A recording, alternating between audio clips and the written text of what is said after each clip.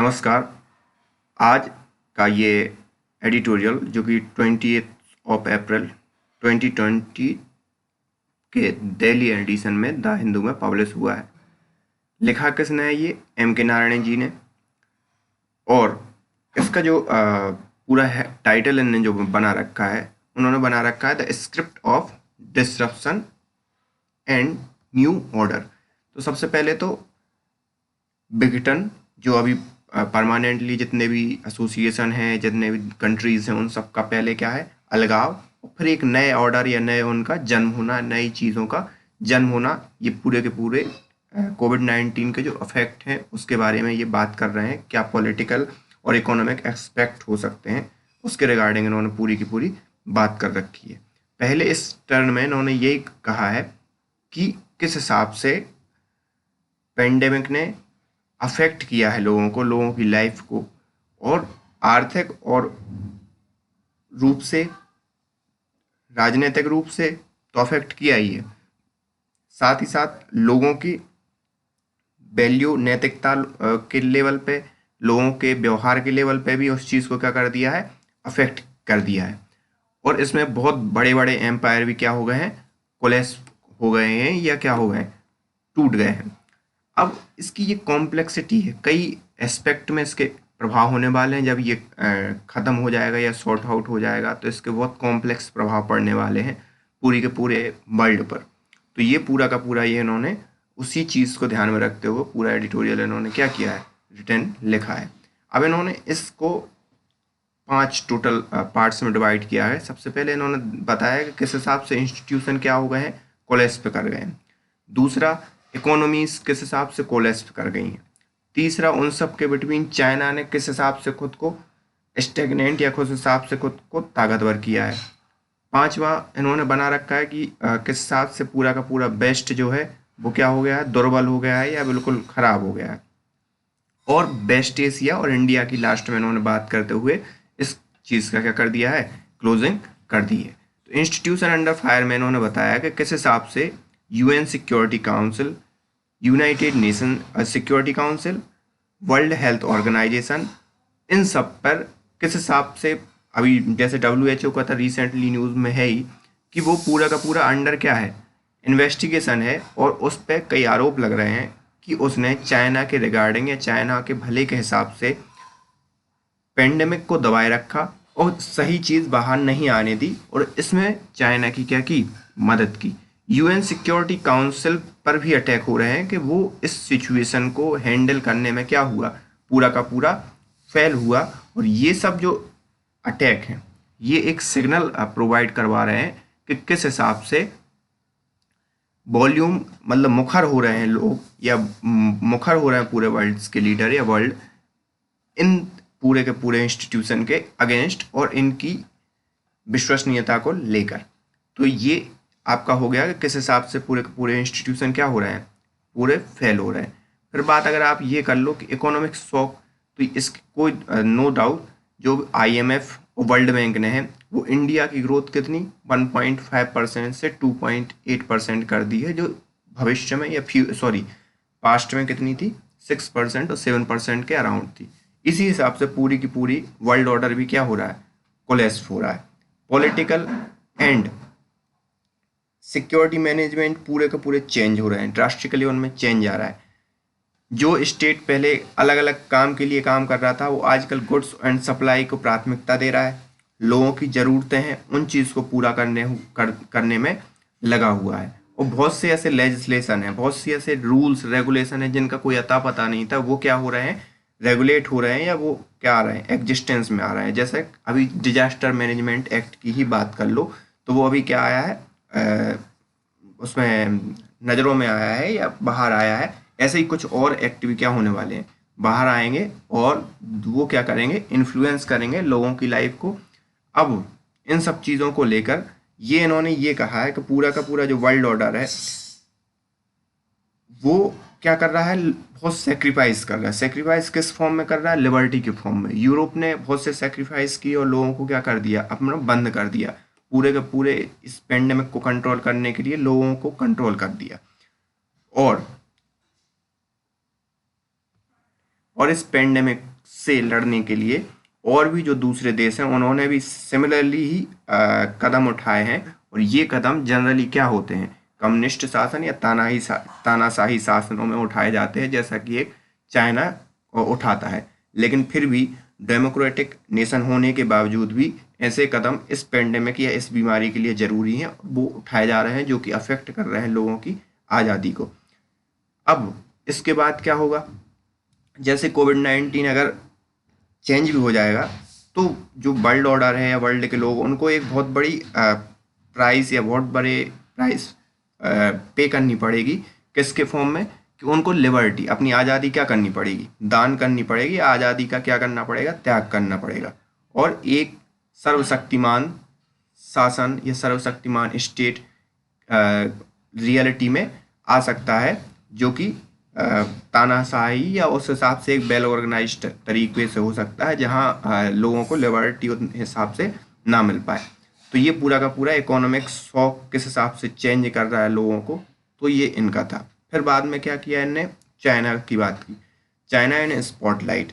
China क्या कर रहा है, सबसे पहले तो उसने पहली गलती ये की कि जियोपॉलिटिक्स और इकोनॉमिक्स गेम खेलने के लिए उसने पूरी की पूरी चीज़ें बताई नहीं समय पे। फिर अगर समय पे ना बताने से फिर क्या हुआ, उस चीज़ से वो पूरा जो वायरस है वो फैल गया। और ये पूरा का पूरा उसका जो मतलब सिस्टम था, कि जो वो जो फेल्योर हुआ या जो पेंडेमिक से नुकसान हुआ, वो उसको किस में कन्वर्ट करना चाहता है, कि ये एक अपॉर्चुनिटी है उसके लिए। क्योंकि पूरी की पूरी जो सामान है, मैन्युफैक्चरिंग वो है, वो कहाँ से ही सप्लाई हो रही है, चाइना से ही सप्लाई हो रही है। फिर अब एक और चीज़ चाइना की इन्होंने यहाँ पे दिखाई है कि किस हिसाब से चाइना ने छिपाई हैं चीज़ों को। वुहान में पहला जो कोविड-19 केस है 1 दिसंबर 2019 को आ चुका था, लेकिन उसने बताया कब, सेकेंड वीक ऑफ जनवरी, मतलब 12-13 जनवरी के समथिंग उसने बताया, जो कि एक बहुत बड़ा टाइम पीरियड था जिसमें क्या हो गया कि बहुत फैल गया वो वायरस। अब पहले से ही चाइना क्या है, वर्ल्ड का सबसे बड़ा सप्लायर है, ठीक है, और सबसे बड़ा क्या है, मैन्युफैक्चरर भी है। तो वो उस हिसाब से क्या कर रहा है, कोशिश कि दूसरे जब पूरा का पूरा वर्ल्ड ऑर्डर परेशान है या वर्ल्ड ऑर्डर सफ़र कर रहा है, उसमें वो क्या कर रहा है, अपनी मैन्युफैक्चरिंग कैपेबिलिटी को बढ़ाकर या मैन्युफैक्चरिंग यूनिट को और बढ़ाकर वहाँ से वो क्या कर रहा है, फ़ायदा लेने की कोशिश कर रहा है। और साथ ही साथ वो एक और चीज़ कर रहा है कि उस पर बड़ा प्रभाव ना पड़े, इस चीज़ में वो मदद कर रहा है उन सभी देशों की, साउथ एशियन अफ्रीकन देशों की, कि जहाँ पे मेडिकल एड हुआ, मैन्युफैक्चरिंग या इन सब चीज़ों को प्रोवाइड करवा के। ब्लैक स्वान और वाइट स्वान, इन्हें दो वर्ड यूज़ किए हैं। ब्लैक स्वान मतलब रिस्पॉन्सिबल फॉर पेंडेमिक, महामारी के लिए उत्तरदायी ना बनने के बजाय ये कोशिश कर रहा है कि वो महामारी का क्या हो गया, तारक हो गया, या महामारी से कम करने में उसने वर्ल्ड ऑर्डर की मदद की। अब it's turn to gain political geopolitical advantage to this section. और ये क्या कर रहा है, इससे जियोपॉलिटिकल पूरी की पूरी भू राजनीतिक उस पर अपना एक प्रभाव छोड़ना चाह रहा है। साथ ही साथ इकोनॉमिक पर्सपेक्टिव से भी क्या कर रहा है, जो विदेशों की जो कंपनियां क्या हो गई हैं, डाउन हो गई, खोखली हो गई हैं, उनके शेयर गिर गए हैं, जो उनकी वैल्यू कम हो गई है, तो इसके भी प्रॉपर सबूत हैं कि जहाँ पर क्या कर रहा है, चाइना उनको क्या कर रहा है, अक्वायर करने की कोशिश कर रहा है। बहुत से देशों ने इस चीज़ के लिए रूल्स रेगुलेशन बना दिए हैं, और बहुत से देशों की कंपनियों के पास भी कई रिपोर्ट हैं कि चाइना इस हिसाब की पॉलिसी अख्तियार कर रहा है, जिससे वो क्या कर सके, पूरी की पूरी आर्थिक रूप से भी उसका इन्फ्लुएंस वर्ल्ड ऑर्डर में बन जाए। इसी उसमें जब 1% HDFC के जब शेयर खरीदे गए, तो इंडिया ने तुरंत उसके प्रति एक्शन लिया और एक रूल्स लगा दिया कि 10% से एक्स्ट्रा आप डायरेक्ट FDI अलाउ नहीं होगी इस चाइना कोविड-19 के दौर में। कई कंट्री जैसे ऑस्ट्रेलिया, जर्मनी, मान लो चलो इस हिसाब से आप लगा भी दोगे, तो RCEP पे जिन जिन जिन देशों ने साइन किया है, they are also in market for China, क्योंकि वो सबसे बड़ी मैन्युफैक्चरिंग है। और RCEP पर साइन करने वाले जितने भी देश हैं, वो क्या होंगे, पूरे के पूरे उसके क्या बन जाएंगे, मार्केट है, पूरा का पूरा उसके हिसाब से मार्केट है। और अगर उसको छोड़ के उसका वन बेल्ट रोड पॉलिसी जो है, उसमें भी बहुत से ऐसे देश हैं जो उसके लिए एक आज की डेट में फायदेमंद या कारगर साबित होंगे, क्योंकि आज की डेट में सभी देश लॉकडाउन है और मैन्युफैक्चरिंग का काम सिर्फ और सिर्फ चाइना कर रहा है पूरे के पूरे वर्ल्ड ऑर्डर में। बड़ी बड़ी कंट्रीज शट डाउन है, लॉकडाउन है, तो इस कारण से वो क्या ले जा रहा है, पूरा का पूरा फायदा ले जा रहा है। अब China centric multilateral globalisation framework, और चाइना खुद के लिए प्रिपेयर कर रहा है कि दुनिया के हर एक चीज़ में उसका इन्फ्लुएंस हो, हर एक काम में, चाहे आर्थिक रूप से हो, राजनीतिक रूप से हो, और जितने भी जियोपॉलिटिक्स हो, तो इन सब चीज़ों में उसका क्या हो, पूरा का पूरा रोल होना चाहिए। और उसके लिए वो खुद को प्रिपेयर कर रहा है कि बगैर चाइना के पूरे वर्ल्ड में पत्ता भी ना हिले।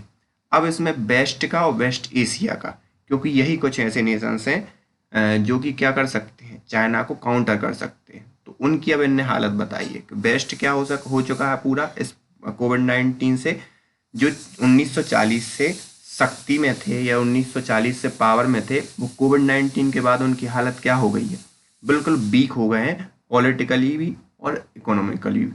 तो वो एक जो नोशंस था कि भाई ये एक इन्फ्लुएंस रखते हैं, वो क्या होने लगा है, धीरे धीरे धराशायी होने लगा है अमेरिका के प्रति, कि वो पूरे के पूरे वर्ल्ड ऑर्डर में एक इन्फ्लुएंसिंग रहेगा, या अमेरिका का पहले जो वर्चस्व था, सीधी सी बात है, वो क्या हो गया, कम हो गया है। The main beneficiary of geopolitical turn out likely to China. और इसका सबसे बड़ा फायदा किसे होगा, अमेरिका के धराशायी अमेरिका का वर्चस्व कम होने का सीधा सीधा फायदा किसको होगा, चाइना को होने वाला है। A country that does not quite believe playing by the rule of international conduct. और वो एक ऐसी कंट्री है जो इस इंटरनेशनल रूल्स को मानती नहीं, या उसे कंप्लीट करने में विश्वास ही नहीं रखती।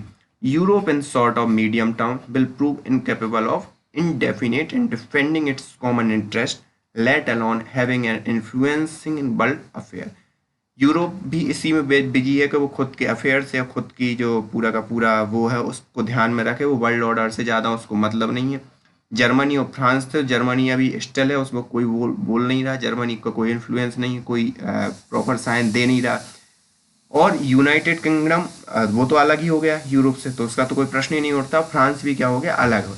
तो ये मेन जो पावर थी यूरोप की, वो इन सब चीज़ों से क्या है, अलग है, और कोविड-19 से लड़ने के लिए प्रयासरत हैं। सो दैट्स वाई पूरा का पूरा यूरोप भी क्या है, एक मायने में कोलैप्स भी कर गया, क्योंकि उसकी जो बड़ी बड़े देश थे या बड़े बड़े कंट्रीब्यूटर देश थे, वो भी क्या है, कोई एक्शन नहीं ले रहे हैं अगेंस्ट दिस। तो अब इसमें कौन राजा बचता है, सिर्फ और सिर्फ राजा कौन बचता है, चाइना। थोड़ी सी वेस्ट एशिया की बात कर लें तो वेस्ट एशिया और इंडिया। वेस्ट एशिया में हालत इसलिए ख़राब है क्योंकि क्रूड ऑयल की पूरी क्या है, चीज़ें बर्बाद हो गई हैं। तो वेस्ट एशिया पूरा का पूरा उस पे है, और साथ ही साथ उनके बिटवीन जो एक दूसरे के कॉन्फ्लिक्ट हैं, वो सब सिचुएशन भी उनके लिए क्या कर रही है, बीकर कर रही हैं। तो वो इस चीज़ से लड़ने के लिए कारगर नहीं है, क्योंकि क्रूड ऑयल बिल्कुल डाउन हो चुका है। In mean time the economic down term greatly reduce India room for manoeuvre. और इंडिया के लिए कोई हिसाब की पैंतरेबाजी इसमें बची नहीं है। क्यों?